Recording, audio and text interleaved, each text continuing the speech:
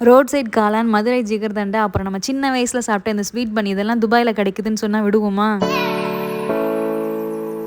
எங்கள் 2 பேரோட ஃபேவரட் இந்த ரோட் சைட் காளான் தான். எப்போ போனாலுமே இதை ஆர்டர் பண்ணி சாப்பிட்ருவோம். இன்றைக்கி வந்து ஸ்மால் பிளேட் தான் ஆர்டர் பண்ணோம். ஸோ நிறையா வந்து வெரைட்டி ட்ரை பண்ணோம் அப்படிங்கிறதுனால எப்போவுமே மிஸ் பண்ணாமல் ஆர்டர் பண்ணுற செகண்ட் ஐட்டம் இந்த எக் பஃப் தான். இன்றைக்கி எக் பஃப் அவைலபிளாக இல்லை. ஸோ நாங்கள் வெஜ்ஜு தான் ஆர்டர் பண்ணியிருந்தோம். இந்த டைம் வந்து டைனமிக் சிக்கன் வந்து நியூவாக வந்து லான்ச் பண்ணியிருந்தாங்க. ஸோ அது வந்து ட்ரை பண்ணலாமேன்னு தான் வாங்கினோம். பட் செம்ம டேஸ்ட்டாக இருந்தது. என் பொண்ணுக்குமே வந்து இந்த டேஸ்ட் ரொம்ப பிடிச்சிருந்தது. அதுக்கப்புறம் நம்ம மதுரை ஜிகர்தண்டா இங்கே கிடைக்குன்னு சொன்னால் விடுவோமா, அதையும் ட்ரை பண்ணியாச்சு.